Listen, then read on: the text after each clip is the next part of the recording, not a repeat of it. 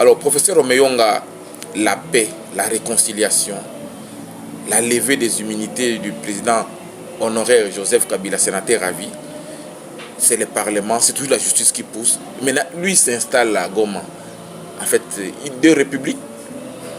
Bon, des républiques, je ne serais pas tenté de dire des républiques, parce que si vous parlez de la République de Goma, est-ce que vous avez déjà suivi un État, même les États, les pays voisins, qui a reconnu un État de Goma? Non, on ne peut pas arriver à cela. Je pense que le peuple congolais est tellement aguerri, et il est averti, et ne permettrait pas, certes, ces projets macabres de balkanisation existent depuis même déjà. Les célébrissimes héros national Lumumba l'avaient déjà à 60 dénoncé qu'il y avait un plan de balkanisation, mais je ne pense pas qu'à ce stade que le peuple congolais accepte qu'il y ait ce projet. C'est vrai, toute ambition est légitime, mais pourvu que cette ambition devienne une réalité, mais je ne pense pas avec le peuple congolais. Nous sommes tellement jaloux de notre souveraineté, nous sommes jaloux de notre unité. C'est parmi les acquis du mobutisme, je dirais, ce que nous avons combattu. Mais vous posez la question, M. Joseph Kabila. Mais le problème, tout part d'abord de 2018. Oui. Parce qu'on est tellement amnésique qu'il y a des causes proches, mais il y a des causes lointaines. Les causes lointaines remontent de 2018. Oui. Comment lui, un homme, pouvait, à son temps, décider du sort, du suffrage populaire exprimé par le peuple et décider de qui doit être président de la République. C'est là, mais ça les rattrape. Vous savez que quand il n'y a pas de crime parfait, les crimes commencent déjà en 2018 parce qu'on n'a pas eu la vérité des îles. Et qui a été les commanditaires? C'est M. Joseph Kabila. Bon, là, on peut dire que c'est passé, mais le passé nous permet de comprendre le présent et pour envisager les perspectives. Maintenant, lui, tout le monde, et lui-même, il s'est targué comme pacificateur, comme le chantre de la démocratie, de l'alternance pacifique. Et j'ose croire que l'alternance pacifique ne se fait pas au bout des fusils. Il a été ancien militaire. Est-ce que le temps est maintenant qui se remémore et qui se mette dans la casse des militaires? Je ne pense pas. Dès lors qu'il a lui-même, délibérément, il a quitté l'armée pour se devenir civil. Parce qu'on devient militaire, tous les militaires ont été d'abord civils. Lui, il a été civil, il a été militaire dans l'armée, il a quitté l'armée. Il est devenu civil. Civil, moi je ne pense pas qu'il nous remémore encore de son état de militaire. Non. Ça n'est pas la politique. Alors, vous savez, la politique, moi j'ai toujours dénoncé, renoncé la belligérance. Parce que la belligérance, depuis cette culture de belligérance, nous a causé préjudice. En termes, plus de 10 millions de morts, d'infrastructures et tout ça. Et quand on parle de la démocratie est aux antipodes de la violence. Voilà pourquoi, encore une fois, plus une fois on a eu à tourner l'émission, des solutions obtenues au bout des canons sont des solutions provisoires. Si nous voulons réellement des solutions durables qui vont résister à l'épreuve du temps, ce sont des solutions pacifiques. Et les solutions pacifiques aujourd'hui passent par la cohésion nationale. Et la cohésion est possible. Quel est le moyen qui peut nous conduire à la cohésion? C'est, entre autres, la Bambala. Il est temps que nous puissions nous retrouver, encore une fois,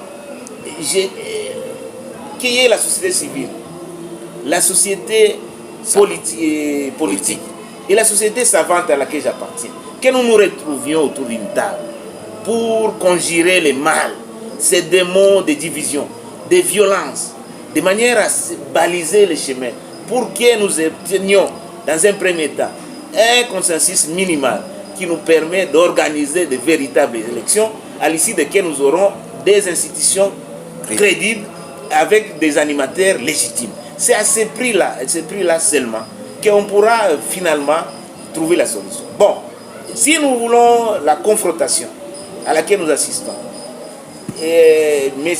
Kabila, sénateur à vie, il a été démis de ses immunités.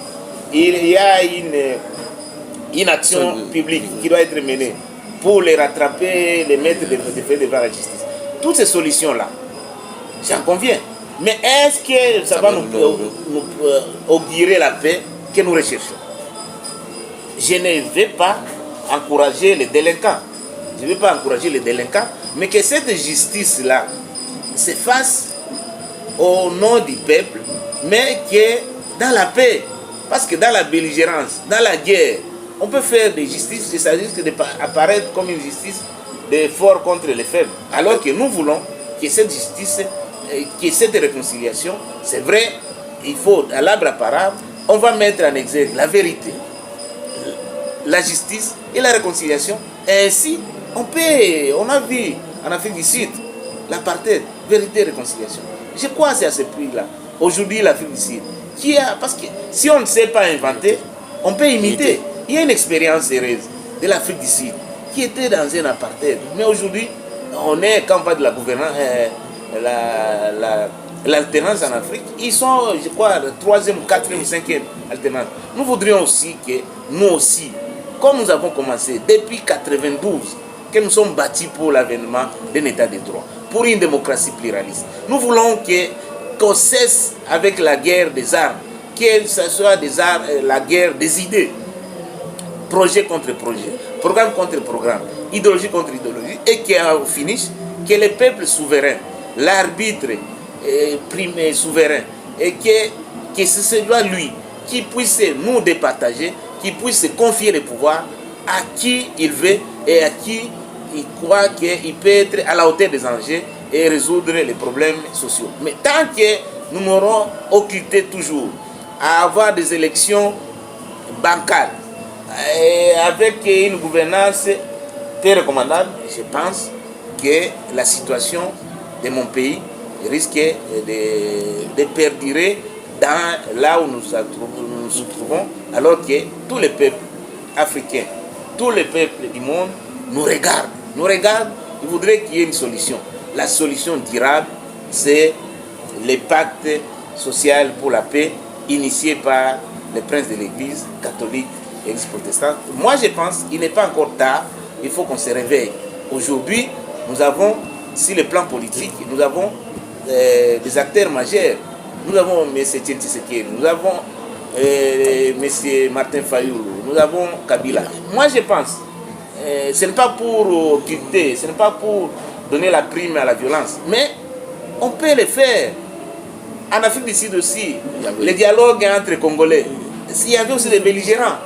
Et ces belligérants aussi, certains sont aujourd'hui dans la gouvernance actuelle. Donc, il n'est pas tard qu'on se retrouve autour d'une table pour conjurer les péchés, pour trouver la paix. Et c'est avec la paix que nous pourrons réellement bâtir, rebâtir et reconstruire ce pays. Et ce pays, nous avons assez plairé. Le peuple congolais a assez plairé. Je crois qu'il est temps qu'on essuie les larmes du peuple congolais. Et cela n'est possible qu'avec la synergie de toutes les forces vives de la nation. J'ai encore risque de me répéter. Nous avons les politiques, nous avons les humanitaires et nous avons les scientifiques. Donc, si nous faisons cette synergie de la société politique, la société civile et la société savante à laquelle j'appartiens, je crois qu'on pourrait avoir une solution. Et cette solution, me semble-t-il, sera une solution durable qui pourra nous permettre de remettre les pays sur les rails. Je ne suis pas là pour encore revenir sur la Deuxième République, mais pendant la Deuxième République, il y a eu beaucoup de méfaits, il y a eu violation des droits humains, mais il faut reconnaître qu'on avait un leadership qui a permis, au point que le leadership sous-régional était tenu de main de maître par la RDC sous Maréchal Mobutu Thérèse Mémoire. Donc il est possible que nous reprenions ce leadership. Et pour reprendre le leadership sur le plan sous-régional et régional mondial, il faut que ce leadership ait la légitimité en interne. Et la légitimité passe par des élections. Et pour qu'on ait des élections de véritables, il faut que les forces vives qui sont censées concourir, compétir, se donner une règle de conduite, mettre en place quelque chose de minimal pour que la légitimité populaire apparaisse. Et ainsi, en 2018, en 2028, que nous ayons des élections libres, crédibles transparentes et à l'issue desquelles nous aurons des institutions crédibles et des animateurs ayant toute la légitimité. Voilà ce que je peux demander. Je suis pour la justice, mais je suis plus pour la réconciliation, de manière à ce que cette justice qui sera dite soit une justice équitable, légitime. Ainsi, le peuple congolais sera bénéficiaire. Tant qu'on va assister à cette bataille entre les éléphants, et ce sont les herbes qui en pâtissent, et les herbes, c'est le peuple congolais. Est-ce que avons-nous intérêt, parce que nous tous nous parlons au nom du peuple, donc on a intérêt à taire nos égaux, à taire nos divergences, à privilégier ce qui nous unit, parce que ce qui nous unit est plus important que ce qui nous divise. Merci beaucoup, professeur Nico Meyonga, d'avoir prôné la paix, parce que finalement, même la guerre, elle se termine toujours sur la table. Donc, il est temps pour nous de trouver la solution de la table pour remettre le Congo sur les rails. Ces Congo de Lumumba, de Kizenga, de Laurent Désiré Kabila, de tous ces héros de Tshisekedi, là, nous ne devons pas continuer à les mietter à cause de nos intérêts présents. Merci, professeur Nico Meyonga. Vous êtes président de la Fondation Fominique et vous êtes professeur d'économie et de finances dans l'Université du Congo. Voilà, merci, je suis patriote, je suis souverainiste, mais je suis aussi citoyen du monde. Je ne voudrais pas occulter, au lendemain de ce à quoi nous avons assisté hier, je ne suis pas un accro du football, mais mon fils Béjini Omeonga, c'est un fanatique de Paris Saint-Germain. Donc hier, on a assisté à la grande victoire, 5-0. Paris Saint-Germain. Je ne suis pas fanatique de Paris Saint-Germain, mais je suis un admirateur ici. Donc, un clin d'œil à nos frères, à cette équipe que mon fils soutient. Voilà ce que c'est à ce mot-là. Et aussi, je n'aurais pas terminé sans faire aussi un clin d'œil à tous, parce que le prof Omeonga n'est pas un homme seul. Le prof Omeonga a autour de lui des collaborateurs très d'ici. J'ai par exemple mon conseiller politique, président Tchomba, j'ai le conseiller en communication Maurice Moussidi, le conseiller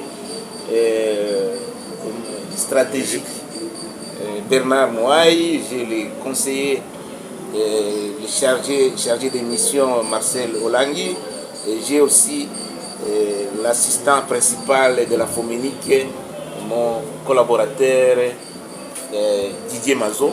Et ça, c'est une poignée de gens et même qui m'entourent et qui m'accompagnent dans ce combat pour le triomphe de la liberté, le triomphe de l'engagement citoyen, le triomphe de ce qui peut nous apporter bonheur. Et ce qui peut nous apporter bonheur passe par la cohésion nationale, parce que même nous, de la société civile, de la société savante, nous ne pourrons pas faire mieux si la situation politique demeure délétère comme c'est le cas. Il est temps que nous puissions nous réveiller pour que nous allions ensemble.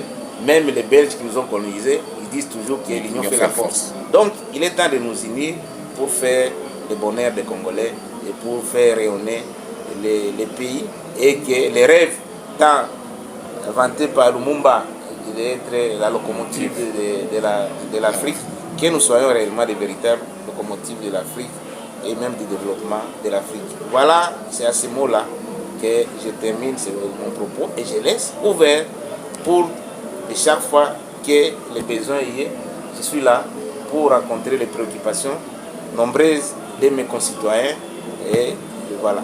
Oui, cette paix des braves, en fait, ça serait gage d'une belle indépendance de 65e indépendance. Donc, cette paix des braves dans la société congolaise réconciliée, ça sera gage d'un bel anniversaire d'indépendance du 30 juin. C'est l'éveil le plus ardent de tous les peuples congolais, parce que l'on ne peut pas être indépendant vis-à-vis des autres si on est de l'intérieur divisé. Je crois nous sommes à la veille de l'indépendance, 65 ans, on ne peut pas continuer à être toujours des grands enfants.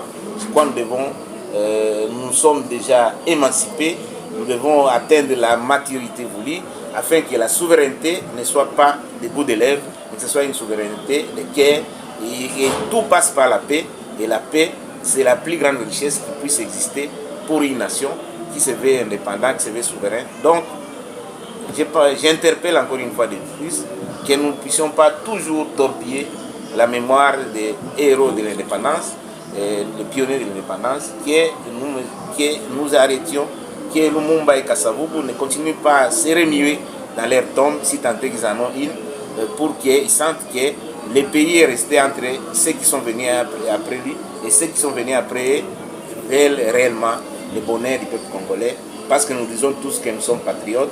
Être patriote ne doit pas être seulement déclamatoire, être patriote doit être factuel. Être factuel, c'est savoir s'effacer pour l'intérêt du plus grand nombre. Et c'est là où j'interpelle toutes les forces vives pour comprendre qu'à la veille, cette indépendance que nous allons célébrer avec pompe sera une indépendance de paix des braves et le peuple congolais. Et les peuples congolais de l'Est pourront avec nous chanter Les debout congolais. debout congolais, indépendance tcha-tcha-tcha, parce que nous on ne peut pas célébrer l'indépendance tcha-tcha-tcha pendant qu'une bonne partie du territoire est entre les mains des envahisseurs étrangers, parce que tout le monde, ce n'est qu'un secret de polichinelle, que l'agresseur c'est le régime rwandais qui nous agresse. Donc on ne peut pas être indépendant tant qu'une partie du territoire est entre les mains des agresseurs. Merci beaucoup, professeur Nico Meyonga. C'est moi qui vous remercie.